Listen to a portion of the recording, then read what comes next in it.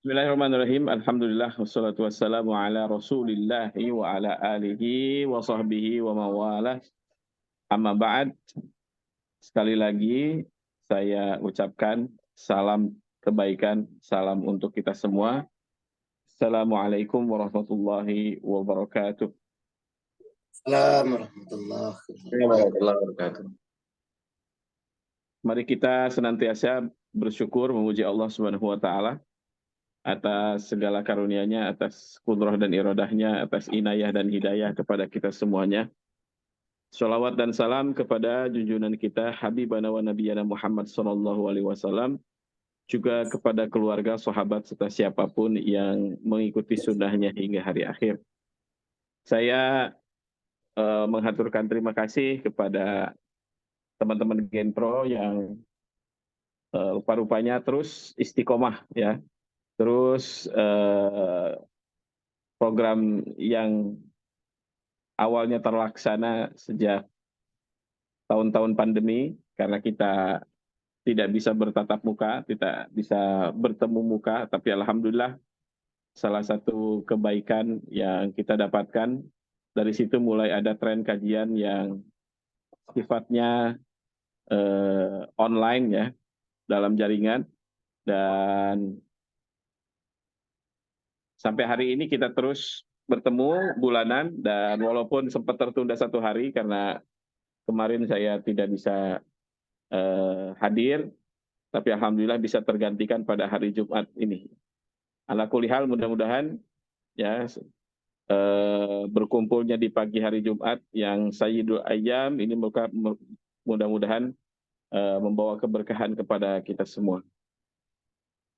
Rekan-rekan sekalian yang dirahmati Allah Subhanahu wa taala, sebenarnya materi yang saya sampaikan mungkin pernah saya sampaikan dalam pertemuan-pertemuan dalam luar jaringan, ya, artinya pernah saya sampaikan secara offline dan dalam beberapa forum, tetapi mudah-mudahan sesuai dengan firman Allah Subhanahu wa taala, fadzakir fa inna dzikra tanfa'ul mu'minin, berikanlah peringatan karena sesungguhnya peringatan itu bermanfaat bagi orang-orang yang beriman. Peringatan bukan dilakukan atau disampaikan satu kali, tapi berkali-kali.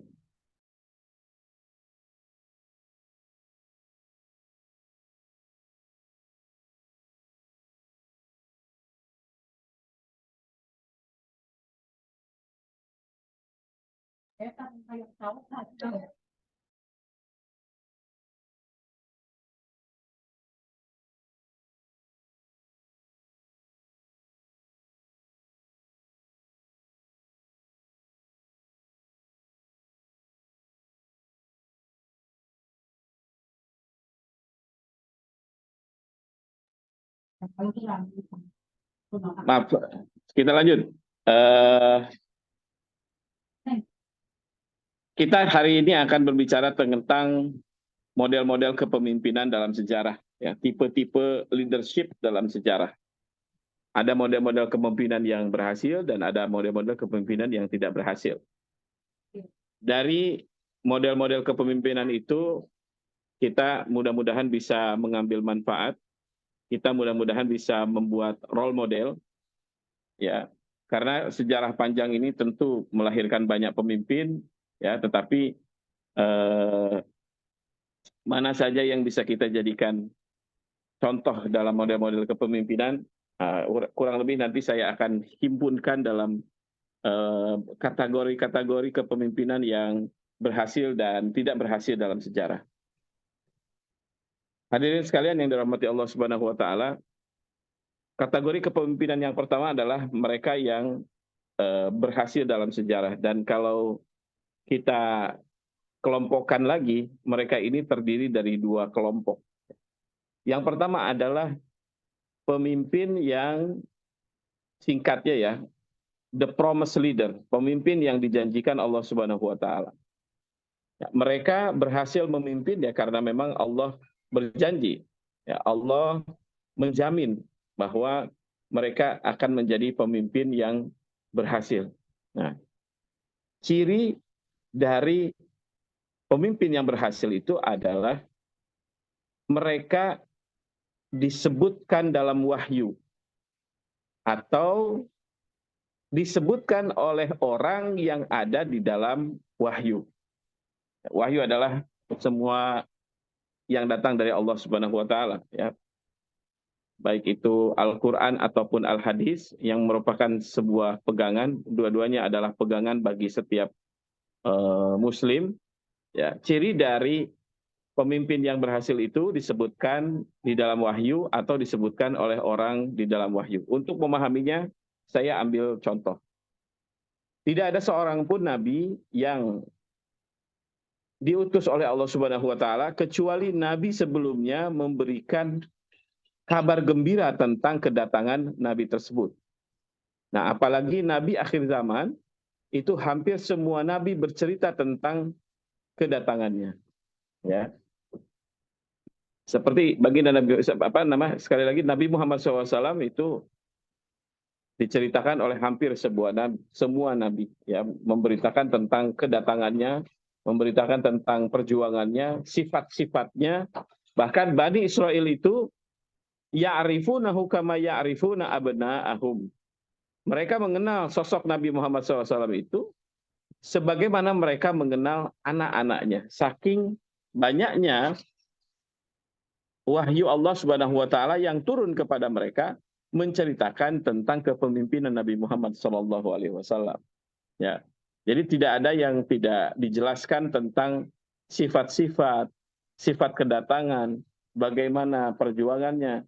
Itu dalam kitab-kitab mereka dijelaskan tentang sosok Nabi Muhammad SAW, Nabi akhir zaman, Nabi yang dijamin keberhasilannya. Nah, kata-kata dijamin keberhasilannya ini, nanti kita akan dihadapkan pada fakta-fakta bahwa orang seperti ataupun Nabi Muhammad SAW sendiri ketika berjuangnya bisa saja ada upaya musuh yang hampir membuat dakwahnya, membuat perjuangannya tidak berhasil, ya.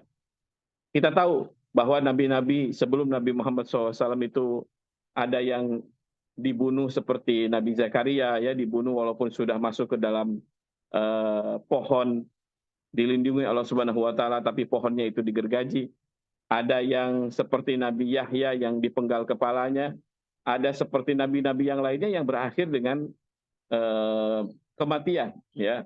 Ada nabi-nabi yang dighaibkan, ya. Ada nabi-nabi yang dipindahkan dari negerinya karena negerinya dihancurkan. Ada nabi-nabi seperti Nabi Yunus mengalami kisah-kisah unik yang ditelan perut ikan, ya. Ini karena memang ada upaya musuh-musuhnya untuk menghabisi dakwah dan perjuangan mereka. Ya. Apakah Nabi Muhammad lolos dari upaya itu? Betul, ya, Nabi Muhammad lolos dari upaya itu, tetapi upaya yang mereka lakukan itu hampir saja ada yang berhasil. Contohnya yang paling masyhur saja, yaitu ketika Nabi Muhammad SAW menderita sakit di akhir hayatnya kurang lebih 2 minggu, ya, beliau mengatakan bahwa sakitnya beliau 2 minggu itu sebenarnya akibat racun yang Allah tunda efektivitasnya. Jadi racunnya sempat dimakan, racunnya sempat masuk pada tubuh beliau, dan mungkin kalau secara sunnatullahnya setiap racun itu akan menghabisi seseorang. Tapi Allah Subhanahu wa taala Maha Pencipta segalanya, termasuk Maha Pencipta racun tersebut, membuat efektivitas racun itu tertunda selama beberapa tahun sampai dakwah Nabi Muhammad SAW berhasil. Ya, ada lagi upaya pembunuhan, ada lagi upaya untuk menghabisi dakwahnya dengan cara mengurungnya, ya, mengembargonya. Nah, namun sekali lagi karena Allah Subhanahu wa taala menjamin dakwahnya dan perjuangannya ini akan berhasil, maka segala upaya musuh untuk menghabisinya ini Allah Subhanahu wa taala selesaikan makar mereka dengan cara makar Allah yang lebih sempurna. Itu contoh dari nabi, ya, pemimpin yang dijanjikan. Sementara setelah Nabi Muhammad SAW muncul para pemimpin yang dijanjikan melalui wahyu juga, melalui hadis, ya. Contohnya adalah para pemimpin setelah Nabi Muhammad SAW yang 4 orang yang disebut sebagai Khulafaur Rasyidin. Nabi Muhammad SAW bersabda, "Alaikum bisunnati wa sunnatil khulafa'ir rasyidin al-mahdiyyin min ba'di." Hendaklah kalian berpegang teguh kepada sunnahku dan sunnah para pemimpin yang adil, yang diberi petunjuk, ya, yang dipandu, yang diberi panduan. Hendaklah kalian berpegang kepada sunnahku dan sunnah para pemimpin yang adil, yang diberi panduan. Itu yang dimaksud dengan Rasyid dan Al-Mahdi. Ya, Rasyid itu pemimpin yang adil, Al-Mahdi itu artinya diberi panduan, diberi petunjuk, diberi tuntunan oleh Allah Subhanahu wa taala. Memang baginda Nabi Muhammad SAW tidak memperinci siapa saja yang dimaksud dengan Khulafa ar-Rasyidin tersebut. Akan tetapi para ulama dalam sejarah menyimpulkan dari karakteristik mereka, dari sifat-sifat perjuangan mereka, dari ciri-ciri perjuangan yang mereka lakukan.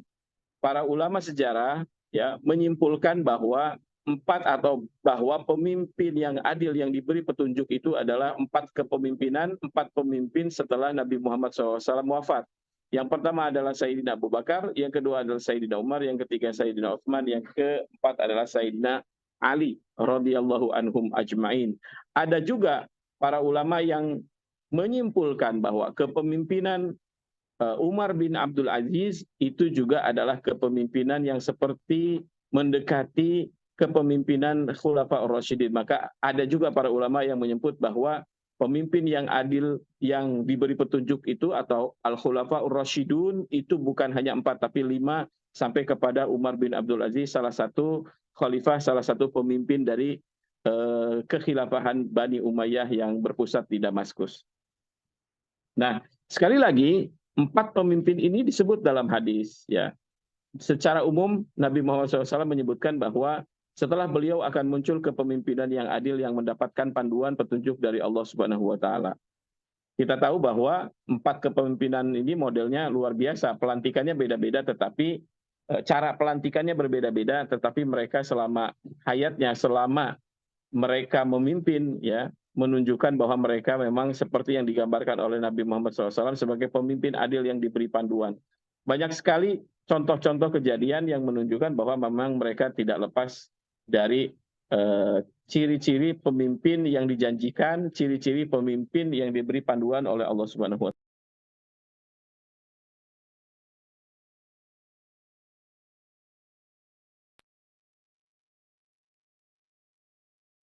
Masih masuk dalam kategori pemimpin ini ya adalah mereka yang mungkin tidak disebut dalam hadis, tapi disebut oleh orang yang disebut dalam hadis. Nah, untuk memahaminya, contohnya lagi. Umar bin Abdul Aziz mungkin tidak spesifik disebut sebagai Khulafa ar-Rasyidin kepemimpinannya. Ada orang yang berpendapat masuk ke dalam Khulafa ar-Rasyidin, tapi ada juga yang mengatakan bahwa Khulafa ar-Rasyidin itu 4 saja, tidak termasuk Umar bin Abdul Aziz. Nah, tetapi para ulama sepakat bahwa Umar bin Abdul Aziz itu adalah pemimpin terbaik yang Allah munculkan setiap 100 tahun. Berdasarkan janji Nabi Muhammad SAW, Innallaha yab'atsu fi kulli ra'si mi'ati amin man yujaddidu amra hadzal din. Sesungguhnya Allah akan mengutus pada awal setiap 100 tahun seseorang yang akan memperbaharui agama ini. Saya ingin keluar sedikit dari bahasan karena banyak tulisan yang bersebaran bahwa 2024 ini adalah 100 tahun setelah kejatuhan Turki Utsmani, maka ini adalah tahun kebangkitan Islam. Saya ingin sedikit mengkoreksi tulisan tersebut yang sudah terlanjur disebarkan melalui berbagai media, termasuk sosial media dan WhatsApp, ya, sebagainya juga ada yang membuat status dalam sosial medianya, men-share-nya kemana-mana. Saya ingin sedikit mengkoreksi. Rasulullah SAW bersabda bahwa Allah akan mengutus setiap 100 tahun. Dalam pemahaman saya, ya, sebagai santri yang sejak umur 13 tahun saya nyantri belajar bahasa Arab, ya, kata-kata am, ya, tahun di sini adalah tahun Hijriyah. Karena ketika Allah Subhanahu wa taala bermaksud dengan menggunakan tahun Masehi, ya, biasanya Allah Subhanahu wa taala menggunakan kata-kata sanah. Ya.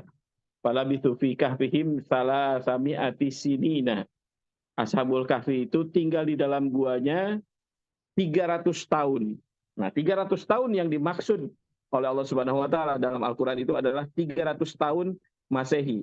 Apa buktinya? Allah Subhanahu wa taala menambahkan dalam ayat itu wazdadu tis'a, dan mereka bertambah menambahkan 9 tahun lagi. Ternyata yang saya baca dari tafsir ayat ini, 300 tahun yang dimaksud adalah 300 tahun Masehi, sementara kalau dihitung dengan tahun Hijriah itu maksudnya adalah 309 tahun Hijriah. Jadi perbedaan tahun Masehi dengan tahun Hijriah setiap 100 tahun itu selisih 3 tahun. Ya. Makanya Nabi Muhammad SAW usianya berapa? 63 ketika wafat. Tapi ada yang mengatakan 61 atau 62. Nah, ini cuma perbedaan hitungan Masehi dan Hijriah saja. Nah, kembali lagi kepada hadis tadi, yang Allah berjanji akan mengutus pemimpin 100 tahun itu, Allah menggunakan lafaz am.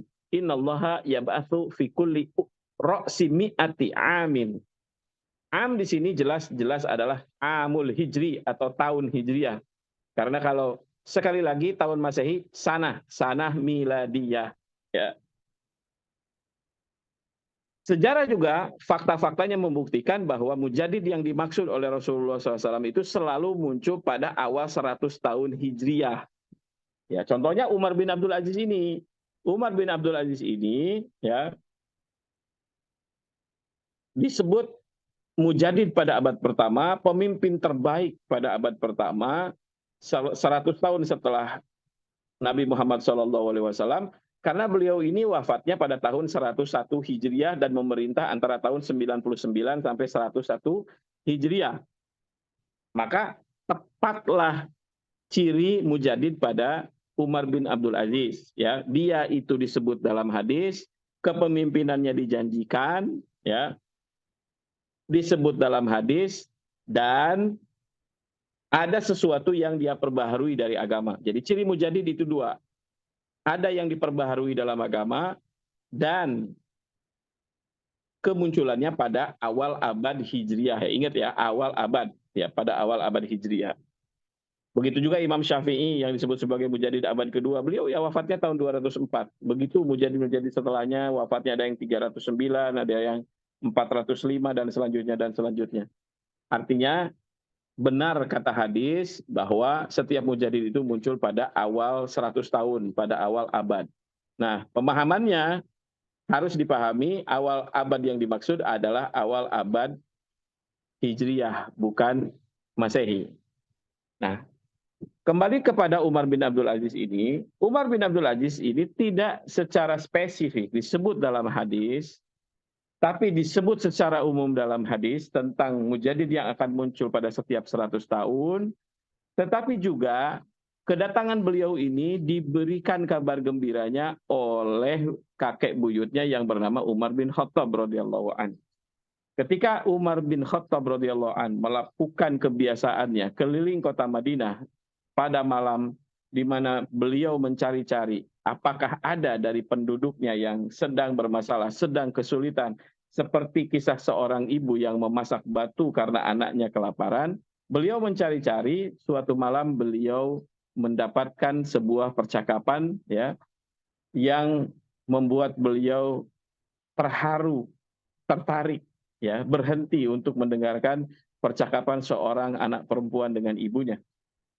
Anak dan ibunya ini keduanya mempunyai penghasilan kehidupan ya untuk kehidupan sehari-hari dari memeras susu, dan rupa-rupanya putrinya ini melaporkan kepada ibunya bahwa perahan susu hari ini tidak cukup untuk dijual besok.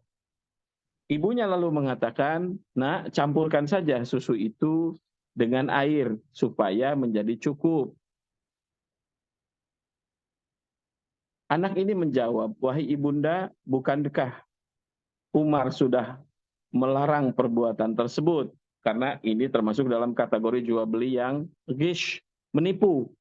Man ghasyana laisa minna, siapa yang menipu kami bukan dari golongan kami. Itu sabda Nabi Muhammad SAW. Ibunya mengatakan, "Nak, Umar tidak tahu dengan apa yang kita lakukan." Tetapi anak ini dengan mantap, yakin menjawab, "Ibu, kalau Umar tidak tahu dengan perbuatan kita, maka Tuhannya Umar tahu dengan perbuatan kita.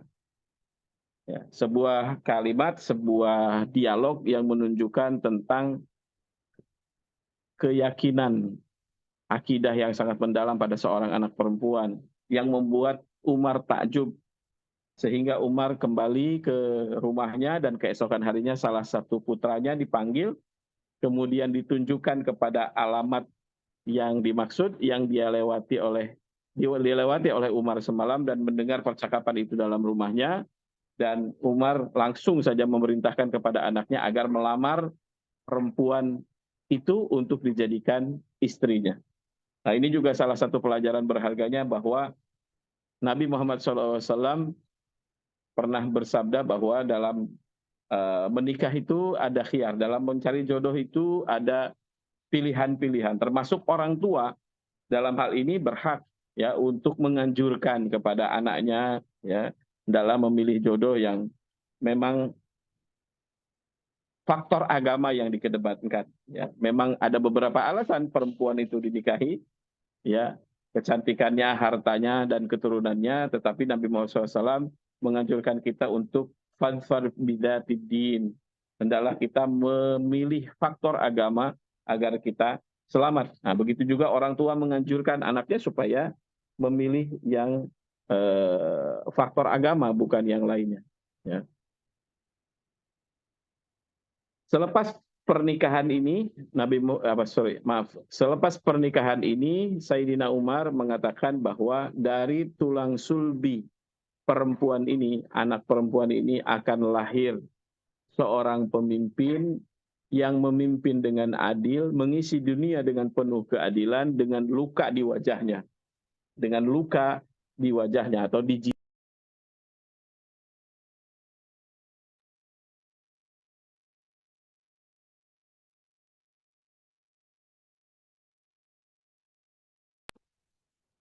tes suara saya masih masuk? Mengecil Abah, mungkin karena ada panggilan teleponnya tadi ya.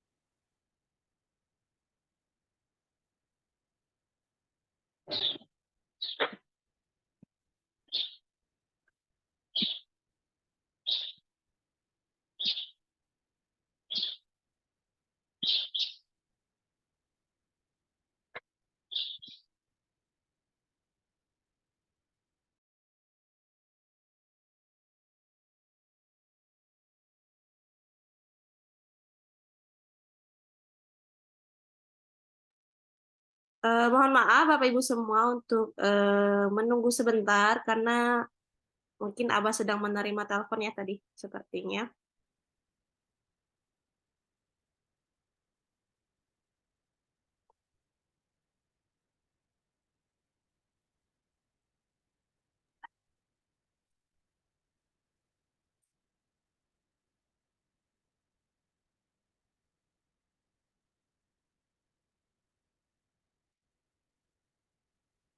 Ya, silakan, Bah.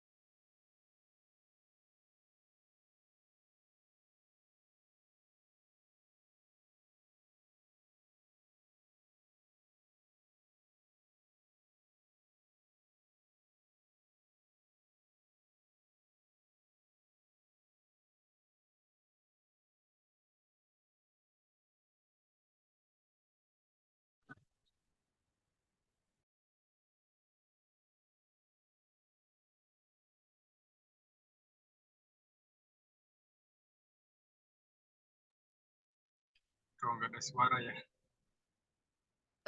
Mohon maaf Bapak Ibu semua. Tadi Abah lagi menerima telepon ya. Halo? Ya, masuk Bah, silakan Bah. Aduh, ya ini handphone ini gini. Saya lagi di telepon. Nggak bisa ditolak lagi. Saya lanjut ya, nggak apa-apa ya. Ya, lanjut Bah. Sampai mana tadi? Tes Eh, juga nih antum nih. Sampai cerita tentang kebohongan itu ya Ah, dalam ya, memilih. ya cerita tentang Umar bin Abdul Aziz ya. Jadi Umar bin Khattab, kakek buyutnya Umar bin Abdul Aziz, memprediksi tentang kelahiran kemunculan Umar bin Abdul Aziz. Artinya Umar bin Abdul Aziz ini tidak disebut dalam hadis, tetapi disebut oleh orang yang disebut dalam hadis. Karena bertahun-tahun setelah itu lahirlah seorang Umar yang pada waktu kecilnya dia kecelakaan tertabrak kuda, dan ketika ayahnya mendapati dia memiliki luka di jidatnya, ya di keningnya itu, ayahnya mengatakan, kalaulah benar engkau yang dimaksud dengan kakek buyutnya, maka aku adalah ayah yang paling bahagia di muka bumi. Dan benarlah prediksi ataupun ilham yang didapatkan oleh Umar bin Khattab, lahirlah pemimpin yang adil 100 tahun setelah abad pertama, ya, kemunculan pemimpin terbaik yang dijanjikan oleh Rasulullah, diprediksi oleh Umar bin Khattab, muncullah pemimpin yang dimaksudkan dalam hadis tersebut. Nah, itulah kategori pemimpin yang pertama. Pemimpin-pemimpin seperti ini ya pasti akan berhasil. Kenapa? Ya karena memang dipandu oleh Allah Subhanahu wa taala, dijaga oleh Allah Subhanahu wa taala, dibekali, ya, dikuatkan dengan kehebatan-kehebatan. Kalau para nabi memiliki mukjizat, maka para waliullah, para kekasih Allah Subhanahu wa taala memiliki karomah, ya, memiliki satu perkara yang juga amrun khariqun lil ada, sesuatu yang di luar adat kebiasaan, yang melampaui kebiasaan manusia, ya, tidak masuk akal biasa, ya, tidak sesuai kebiasaannya. Nah, ini yang disebut dengan ilham atau karomah yang dimiliki oleh para kekasih Allah, orang-orang yang juga dekat kepada Allah tapi bukan dari kalangan para nabi. Sekali lagi, inilah pemimpin yang dipastikan keberhasilannya karena keberhasilan mereka dijamin oleh Allah Subhanahu wa taala. Nah, rekan-rekan sekalian, ada model kepemimpinan yang juga berhasil, tapi tidak betul-betul bahwa mereka ini dijanjikan Allah Subhanahu wa taala. Kalau saya lihat karakter mereka itu, yang pertama, kualitas ketakwaannya mungkin mendekati para pemimpin yang dijanjikan tadi. Mereka punya karakter yang hampir sama. Mereka sangat takut Allah Subhanahu wa taala. Dan takut kepada Allah Subhanahu wa taalanya itu betul-betul tergambarkan dalam praktek kehidupan sehari-hari, praktek kehidupan mereka sehari-hari, sehingga praktek kepemimpinan mereka juga mereka menunjukkan bahwa mereka adalah, walaupun pemimpin yang digdaya, walaupun pemimpin yang hebat, walaupun pemimpin yang kuat, tapi mereka tidak menyembunyikan, tidak bisa menyembunyikan rasa takut mereka kepada Allah Subhanahu wa taala, tidak bisa menutupi ketakwaan mereka. Jadi Allah tunjukkan mereka ini juga adalah para kekasih Allah yang sangat takutkan kepada Allah Subhanahu wa taala. Contohnya bisa di sini saya ambilkan adalah Sulaiman Al-Qanuni, ketika beliau berwasiat, ya, bahwa ketika dia dimakamkan harus membawa kotak yang, ya, harus kotak yang selama ini dipegang itu harus dikuburkan juga bersama dirinya. Para ulama khawatir bahwa kotak yang dimaksud oleh Sulaiman Al-Qanuni ini berisikan harta benda yang berharga, sehingga dikhawatirkan ini termasuk perkara yang tabzir, ya, memubazirkan harta. Akhirnya mereka sepakat untuk membongkar isi kotak tersebut. Ternyata mereka mendapati dalam kotak tersebut hanyalah lembaran-lembaran fatwa para ulama, yang semuanya itu fatwa yang dikeluarkan oleh para ulama di zaman Sulaiman Al-Qanuni memimpin. Karena Sulaiman Al-Qanuni ini dengan segala kehebatannya tidak pernah berani mengambil keputusan kecuali setelah meminta pendapat para ulama. Nah, inilah, ya, satu fakta yang menunjukkan walaupun dia ini hebat, tetapi ketakwaan kepada Allah Subhanahu wa Ta'ala-nya sangat luar biasa.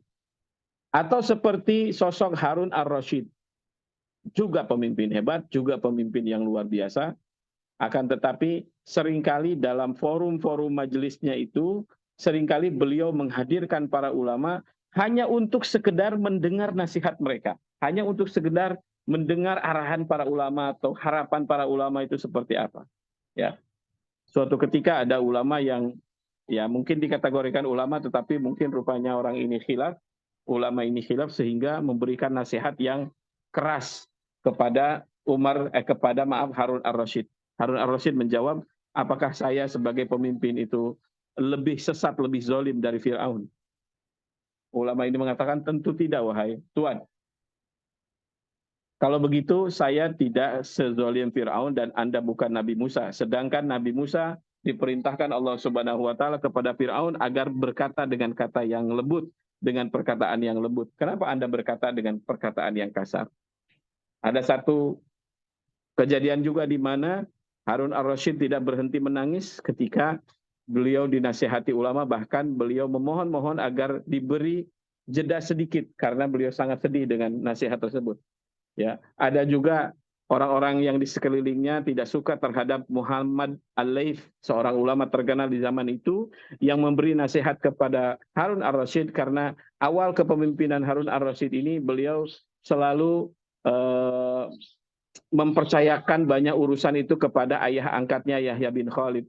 Ya, beliau mengingatkan Harun ar-Rasyid bahwa Yahya bin Khalid tidak bisa dijadikan hujah di hadapan Allah, bahwa kepemimpinan ini sifatnya personal, melekat pada tanggung jawab personal Harun ar-Rasyid, jadi tidak bisa dia segalanya harus menyerahkan urusan negara kepada Yahya bin Khalid, ayah angkat yang sangat dia percaya. Ya, walaupun buahnya Muhammad bin Al-Lais itu harus sampai berhadapan dengan hukum karena difitnah oleh orang-orang yang di sekeliling khalifah, difitnah sebagai orang yang zindik atau ya ateis atau sudah tergelincirlah dari agama. Nah, inilah bentuk kepemimpinan yang kedua. Sekali lagi, ciri mereka yang pertama adalah sama dengan para pemimpin yang dijanjikan tadi, sangat takut Allah, sangat takwa kepada Allah. Tergambar dari kepemimpinannya, mereka adalah orang-orang yang dekat hubungannya dengan Allah Subhanahu wa Ta'ala. Tetapi ada ciri yang kedua, mereka ini adalah para pemimpin yang betul-betul mempelajari bagaimana cara menjadi pemimpin, bagaimana cara mengatur negara, bagaimana cara memilih para pembantu yang punya kapasitas, punya kapabilitas, bagaimana mereka memiliki konsep pengaturan negara dengan sebaik-baiknya. Termasuk di zaman Harun ar-Rasyid dan setelahnya, para khulafah Bani Abbas itu menganjurkan menerjemahkan buku-buku yang berbahasa asing yang mudah-mudahan bermanfaat bagi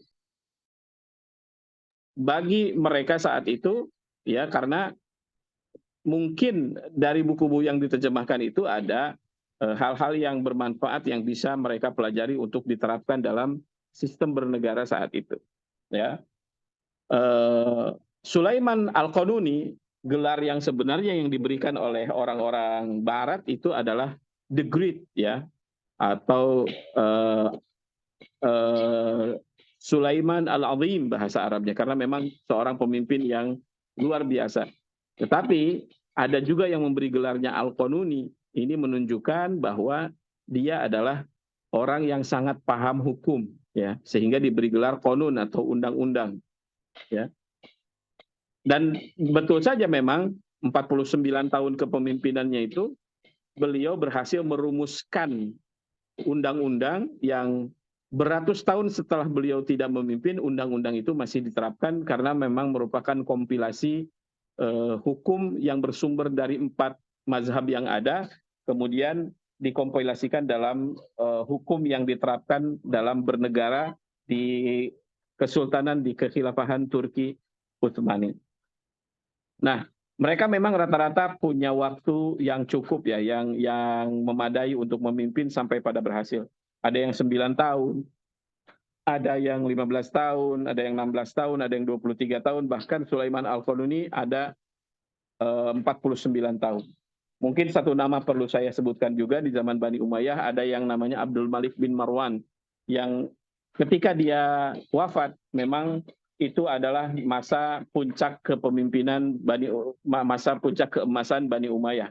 Dia juga seorang pemimpin yang hebat, ya, yang punya manajemen skill yang sangat luar biasa, tetapi juga punya model kepemimpinan yang sangat berpengaruh, ya.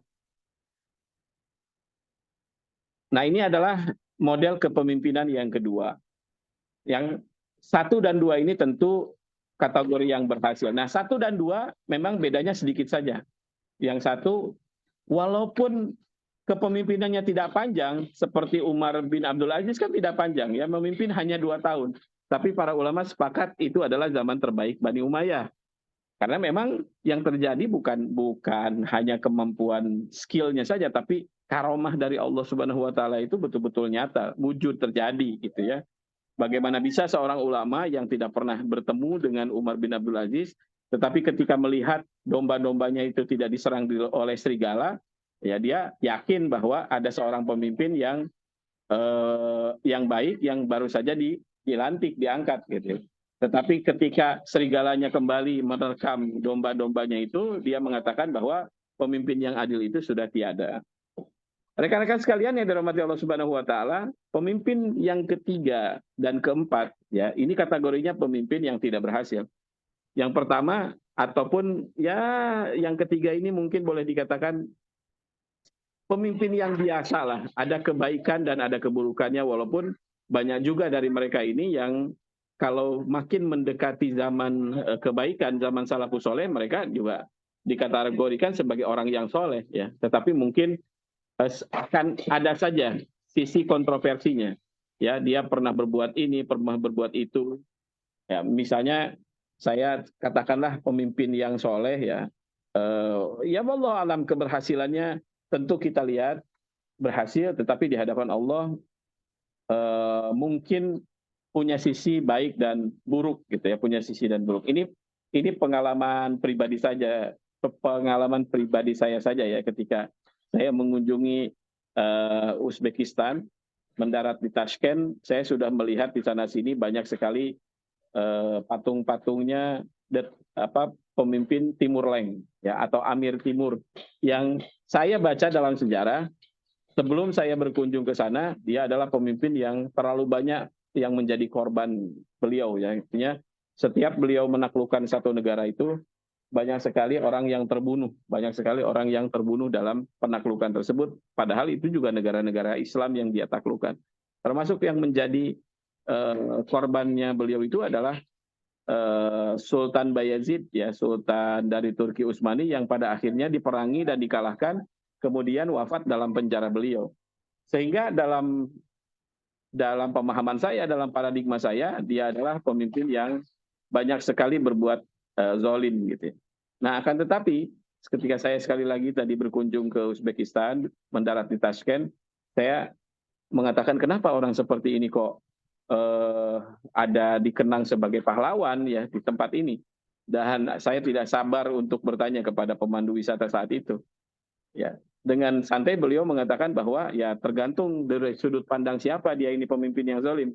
Mungkin dari musuh-musuhnya iya, dari orang-orang yang tidak suka kepadanya iya, tapi bagi kami dia adalah pahlawan. Nah, saat itu saya tidak berdebat. Saya lanjutkan perjalanannya ke Samarkand, ke Bukhara. Nah, pas tiba di Samarkand itu ada satu kunjungan di mana kita melihat mausoleum atau komplek pemakaman dari Amir Timur atau Timur Leng ini.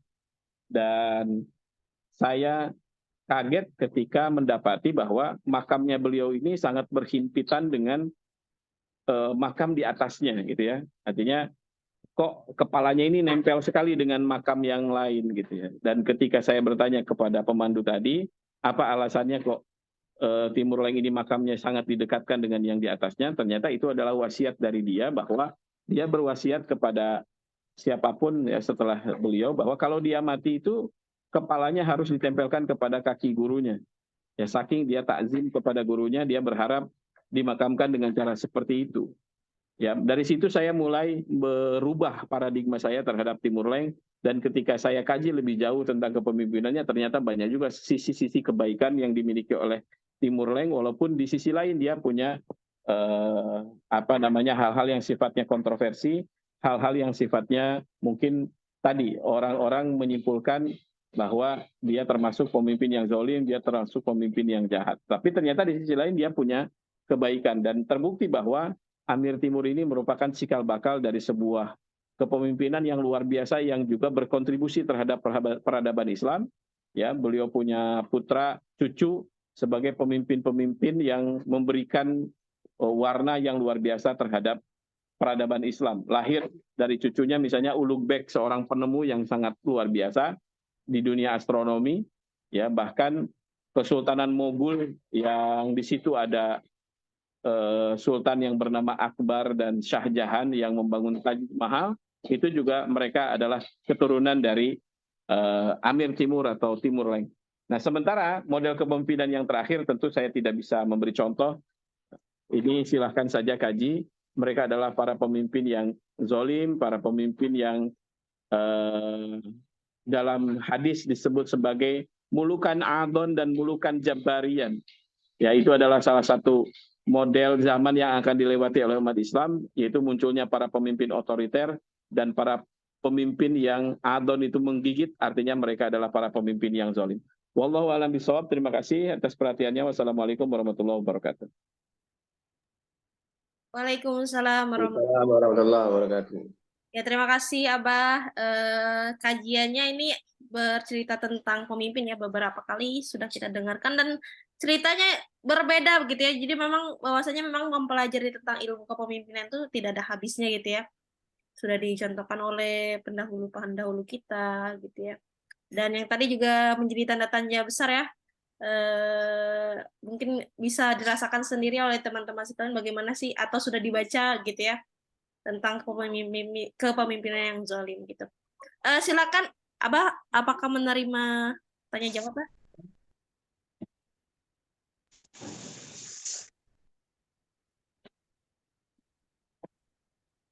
Silakan. Oh ya, silakan teman-teman, Bapak Ibu semua yang ingin bertanya dan berkomunikasi langsung dengan Abah bisa mengajukan pertanyaan dengan raise hand atau bisa di kolom chat. Silakan.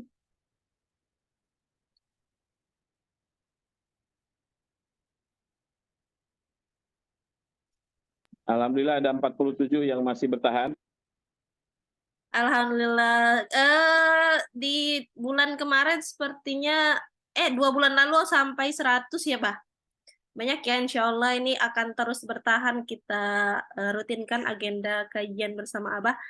Silakan Bapak Ibu semua ingin bertanya.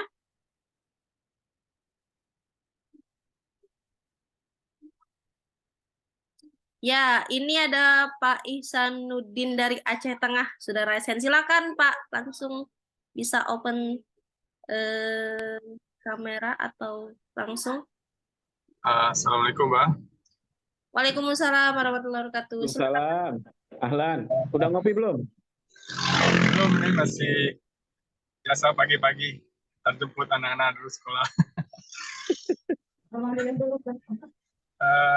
Jadi yang mau ditanyakan, Mbak, kira-kira di zaman saat ini, cara yang paling efektif untuk belajar kepemimpinan itu secara ringkas, skill-skill apa yang paling penting untuk kita kuasai? Itu aja, Mbak. Terima kasih. Assalamualaikum.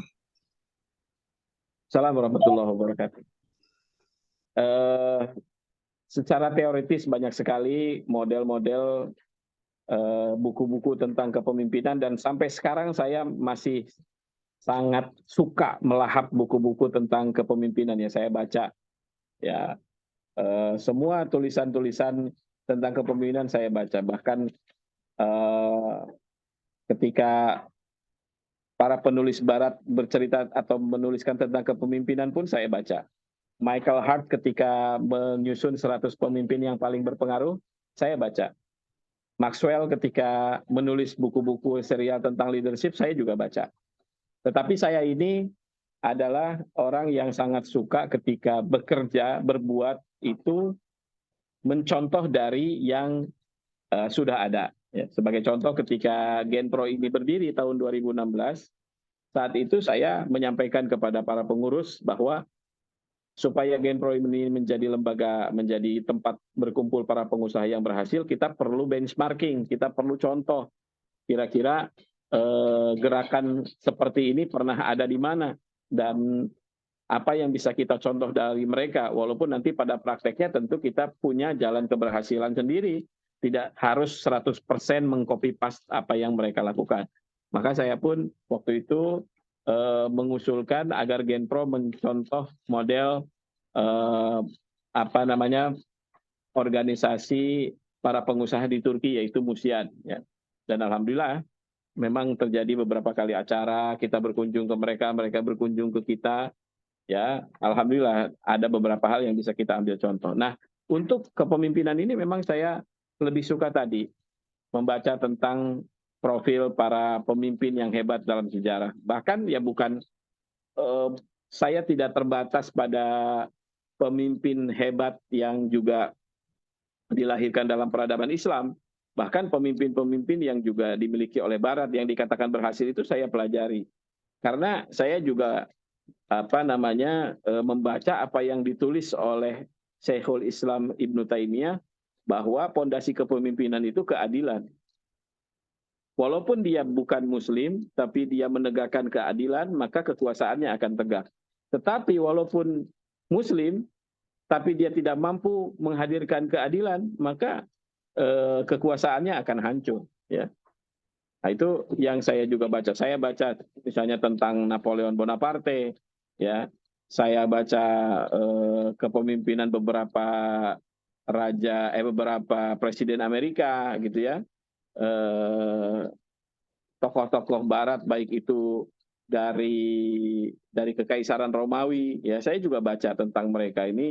Selama saya bisa mencatatkan apa yang mereka torehkan dalam sejarah sebagai sebuah keberhasilan seorang pemimpin. Jadi sekali lagi, kalau saya jujur saja tetap membaca buku-buku tentang teori kepemimpinan, tetapi saya lebih suka mengkaji tentang sejarah kepemimpinan seorang yang dikatakan, ditestimonikan oleh banyak orang bahwa dia termasuk pemimpin yang berhasil. Wallahu a'lam bishawab. Tentu hadis dan Quran itu menjadi rujukan utama karena Quran dan hadis juga bicara kan tentang sejarah kepemimpinan itu. Ya, baik. Oke, siap. Di sini ada lagi yang nanya melalui kolom chat, pentingkah planning diinfokan ke anggota dalam mencapai kepemimpinan yang berhasil? Planning. Ya. Oke. Nah, menjawab ini pun saya baca dari sejarah ya, bukan satu teori yang saya kembangkan atau dari dikembangkan oleh seorang peneliti tentang kepemimpinan. Saya baca sejarah saja.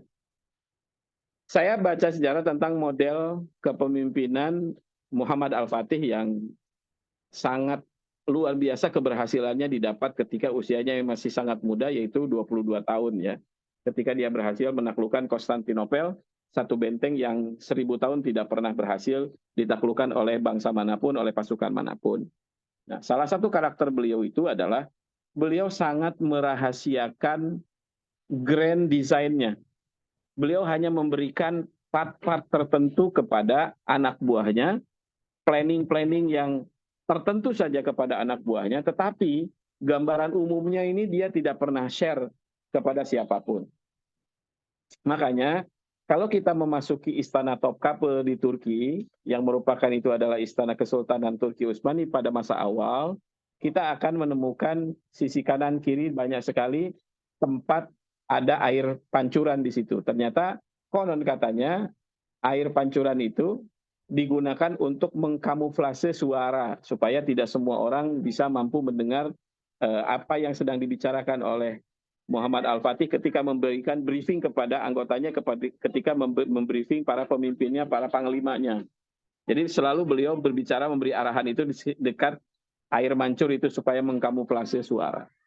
Bahkan kata-katanya yang terkenal adalah dia sangat menjaga rencananya itu, ya, sehingga beliau mengatakan kalaupun jenggotnya tahu dengan isi kepalanya, maka dia akan cukur habis jenggotnya tersebut. Nah, itu mungkin satu yang juga dikenal perkataan beliau.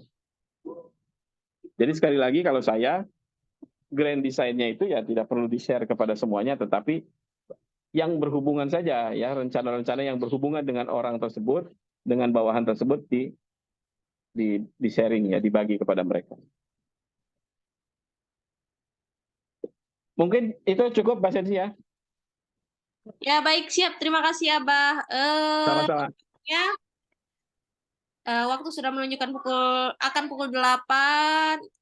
Abah mungkin akan ada kegiatan lain. Sebelumnya jazakumullah khairan Abah yang terus membersamai kami. Terima kasih, sama-sama. Sampai jumpa. Ya.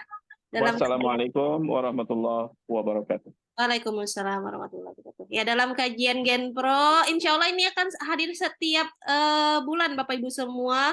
Dalam pertengahan bulan akan kami informasikan secara menerus akan adanya kajian ini. Kami juga mengucapkan jazakumullah khairan kepada Bapak Ibu semua yang terus hadir, istiqomah dalam kebaikan gitu ya, dalam belajar dan menuntut ilmu. Baik, kita bisa akhiri pertemuan webinar kajian pada pagi hari ini dengan bersama membacakan hamdalah, istighfar, dan doa kafaratul majelis. Alhamdulillah, Subhanallah. subhanallah.